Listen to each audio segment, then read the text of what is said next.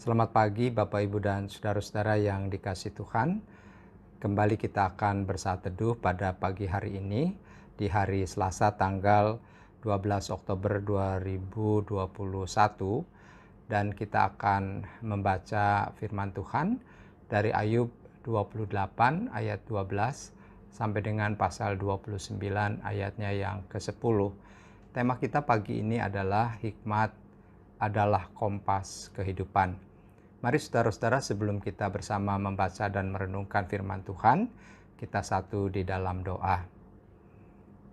Terima kasih Tuhan untuk pagi yang boleh kami nikmati dengan sejuknya udara dan segarnya tubuh kami ketika kami dapat istirahat semalam dengan baik dan pagi ini bangun dengan kekuatan yang baru. Kami hendak beraktivitas sepanjang hari ini dan kami membutuhkan tuntunan Tuhan melalui firman-Mu.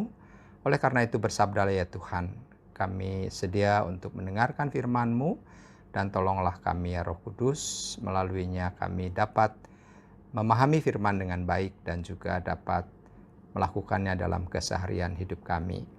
Di dalam nama Kristus kami berdoa dan bersyukur. Amin. Saudara-saudara, demikian Ayub 28 ayat 12 sampai dengan pasal 29 ayat 10. Tetapi di mana hikmat dapat diperoleh? Di mana tempat akal budi? Jalan ke sana tidak diketahui manusia dan tidak didapati di negeri orang hidup. Kata samudra raya, ia tidak terdapat di dalamku, dan kata laut, ia tidak ada padaku. Untuk gantinya tidak dapat diberikan emas murni dan harganya tidak dapat ditimbang dengan perak. Ia tidak dapat dinilai dengan emas ofir ataupun dengan permata krisopras yang mahal atau dengan permata lazurit. Tidak dapat diimbangi oleh emas atau kaca ataupun ditukar dengan permata dari emas tua. Baik kewang, baik hablur, tidak terhitung lagi, memiliki hikmat adalah lebih baik daripada mutiara. Permata krisolit Ethiopia tidak dapat mengimbanginya, ia tidak dapat dinilai dengan emas murni. Hikmat itu dari manakah datangnya? Atau akal budi di manakah tempatnya? Ia terlindung dari mata segala yang hidup, bahkan tersembunyi bagi burung di udara. Kebinasaan dan maut berkata, hanya desas-desusnya yang sampai ke telinga kami. Allah mengetahui jalan ke sana, ia juga mengenal tempat kediamannya. Karena ia memandang sampai ke ujung-ujung bumi dan melihat segala sesuatu yang ada di kolong langit. Ketika ia menetapkan kekuatan angin dan mengatur banyaknya air, ketika ia membuat ketetapan bagi hujan dan jalan bagi kilat guru, ketika itulah ia melihat hikmat, lalu memberitakannya, menetapkannya, bahkan menyelidikinya. Tetapi kepada manusia ia berfirman, sesungguhnya takut akan Tuhan itulah hikmat, dan menjauhi kejahatan itulah akal budi. Maka Ayub melanjutkan uraiannya. Kiranya aku seperti dalam bulan-bulan yang silam, seperti pada hari-hari ketika Allah melindungi aku, ketika pelitanya bersinar di atas kepalaku dan di bawah terangnya aku berjalan dalam gelap. Seperti ketika aku mengalami masa remajaku, ketika Allah bergaul karib dengan aku di dalam kemahku, ketika Yang Maha Kuasa masih beserta aku dan anak-anakku ada di sekelilingku, ketika langkah-langkahku bermandikan dadi dan gunung batu mengalirkan sungai minyak di dekatku. Apabila aku keluar ke pintu gerbang kota dan menyediakan tempat dudukku di tengah-tengah lapangan, Maka ketika aku kelihatan, mundurlah orang-orang muda dan bangkitlah orang-orang yang sudah lanjut umurnya, lalu tinggal berdiri. Para pembesar berhenti bicara dan menutup mulut mereka dengan tangan. Suara para pemuka membisu dan lidah mereka melekat pada langit-langitnya. Saudara-saudara yang dikasihi Tuhan, pembacaan kita pada pagi ini berbicara tentang sulitnya hikmat ditemukan. Jalan untuk menemukan hikmat tidak diketahui manusia, bahkan ketika mencarinya ke samudra raya. Hikmat juga sangat berharga, melampaui emas, perak, dan permata. Namun, walaupun hikmat tampaknya sulit ditemukan, sudah selayaknya lah saudara-saudara, segala daya upaya dikerjakan untuk menemukan hikmat itu. Saudara-saudara, kitab Ayub pasal 28 ini merupakan sebuah personifikasi dengan melukiskan hikmat sebagai suatu rahasia yang tidak terselami oleh manusia, tetapi jelas bagi Allah. Keahlian, ilmu, teknologi seperti yang dikenal pada zaman Ayub memungkinkan manusia menggali potensi-potensi bumi dan membangun dunia. Namun, hikmat tidak bisa didapatkan melalui kepandaian manusia tersebut. Jelaslah bahwa cara memperoleh hikmat berbeda dengan upaya menggali kepintaran. Allah memberikan kepintaran kepada manusia untuk dipergunakan mencukupi diri sendiri dan juga mengelola alam semesta. Namun saudara-saudara, hikmat tidak bisa didapatkan melalui berbagai keahlian tersebut. Keahlian yang dimiliki oleh manusia apapun tidak bisa menemukan hikmat. Hikmat tidak dapat dibeli atau diperoleh di sembarang tempat. Di zaman berteknologi mutakhir seperti sekarang ini, saudara-saudara, kita bisa mempunyai banyak orang yang memiliki kepintaran maupun kepandaian. Namun, sekali lagi belum tentu mereka berhikmat atau belum tentu mereka memiliki hikmat. Hikmat tidak pula dapat dibeli atau didapatkan dimanapun. Sebab pada hakikatnya hikmat bukan berasal dari dunia ini. Hikmat tidak seperti sumber alam yang diketahui tempatnya, saudara-saudara. Manusia tidak dapat menemukan lokasi hikmat.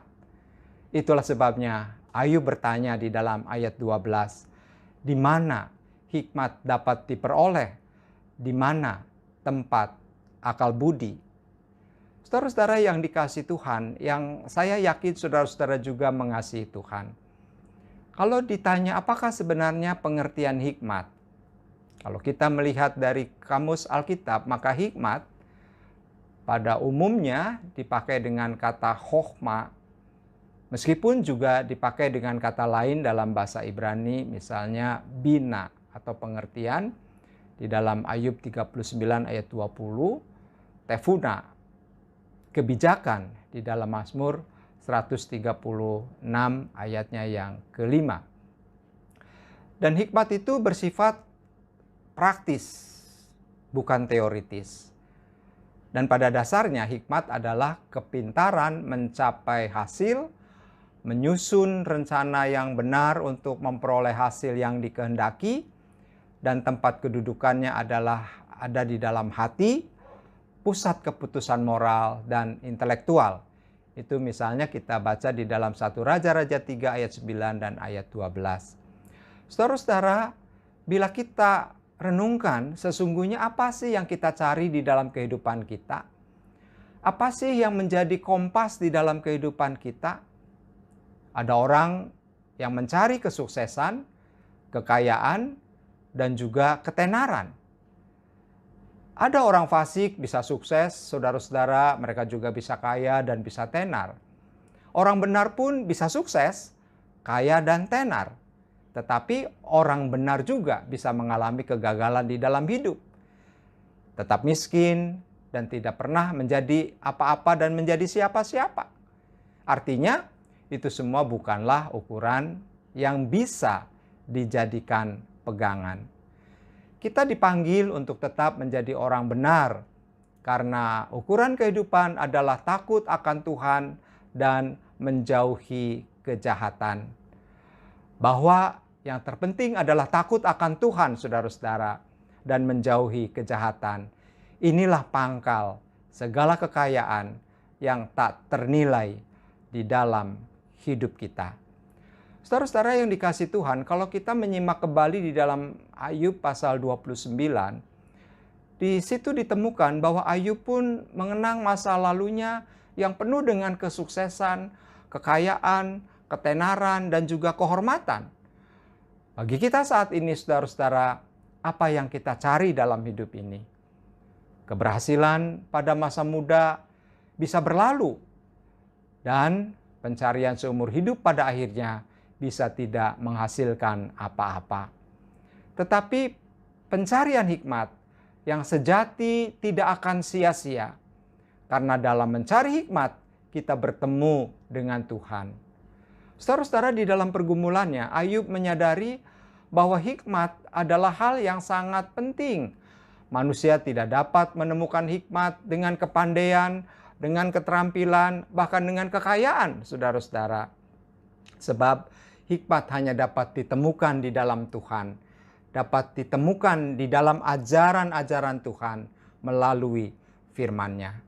Dengan hidup taat kepada Allah, manusia akan menemukan hikmat. Allah lah yang menuntun hidup kita dan menjadi petunjuk yang menjadi kompas kehidupan kita serta teman bagi kita dalam menghadapi segala pergumulan dan ketidakpastian hidup. Allah yang adalah sumber hikmat, sekali lagi saudara-saudara, menjadi kompas kehidupan kita agar arah, jalan dan hidup kita tidak tersesat, tetapi tetap ada di jalan Tuhan dan jalan kebenaran. Saudara-saudara, kita tidak pernah tahu apa yang akan terjadi di depan kita. Tetapi bersama dengan Tuhan Sang Sumber Hikmat, maka kita akan baik-baik saja. Amin. Mari saudara-saudara kita satu di dalam doa. Tuhan yang maha baik dan maha murah, terima kasih untuk segala kebaikan dan juga kemurahan Tuhan. Ketika kami kembali diingatkan oleh firman-Mu bahwa ketika kami hidup di dalam hikmat Tuhan, maka sesungguhnya kami hidup di dalam ajaran-ajaran Tuhan dan kehendak Tuhan. Dan di sanalah kami menemukan kompas kehidupan, sehingga kami tidak tersesat di tengah perjalanan hidup di dunia yang penuh dengan godaan dan cobaan ini. Kami mengakui Tuhan bahwa kami sering kali kehilangan arah, kehilangan kompas, sehingga hidup kami tidak bermakna. Namun pada saat ini kami diingatkan untuk kami terus mencari hikmat Tuhan, mencari ajaran-ajaran Tuhan, mencari kehendak Tuhan, dan kami menghidupinya dalam keseharian hidup kami. Terima kasih, kiranya Roh Kudus menolong kami dan memampukan kami untuk kami senantiasa ada di dalam Tuhan. Saat ini kami berdoa bagi kami yang sedang sakit, dan juga saudara-saudara kami yang sedang mengalami sakit. Tuhan kiranya tolong dan berikan kesembuhan. Berkati segala upaya pengobatan yang dilakukan.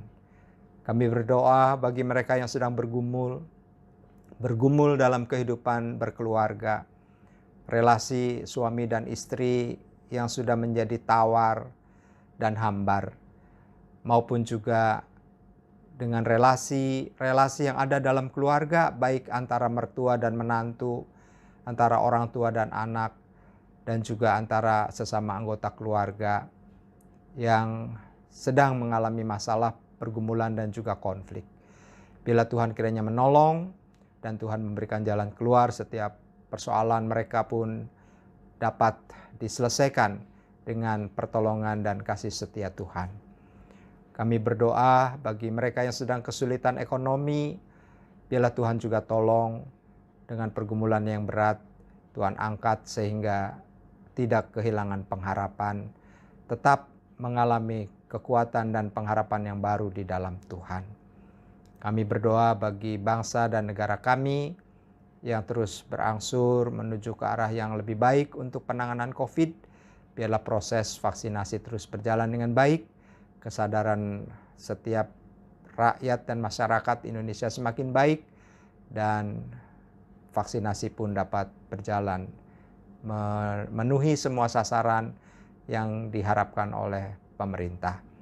Kami serahkan bangsa dan negara kami dalam penyertaan kasih setia dan hikmat Tuhan, sehingga para pemimpin kami dari presiden sampai ke jajaran yang paling bawah diberikan oleh Tuhan hati yang takut akan Tuhan, yang terus melayani masyarakat demi keadilan dan kesejahteraan masyarakat Indonesia.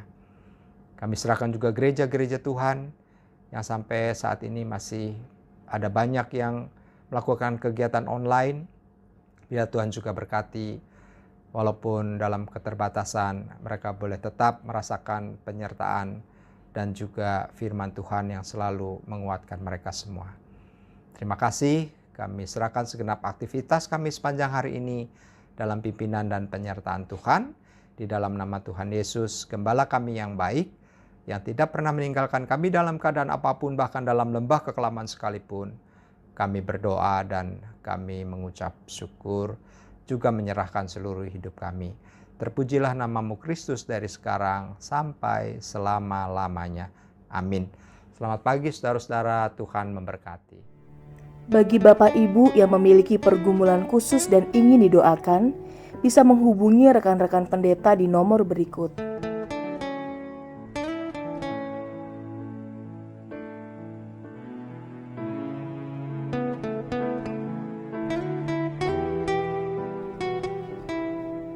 Tuhan Yesus memberkati.